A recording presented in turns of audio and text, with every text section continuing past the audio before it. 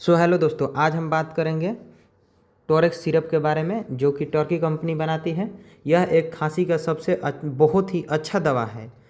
इस दवा को 1 से 2 दिन यूज करने पर खांसी सही हो जाती है, पुरानी से पुरानी खांसी भी सही हो जाती है। तो इस दवा के बारे में हम जानेंगे कि इस दवा को मार्केट में लगभग 120-130 के करीबन आता है। 138 MRP है।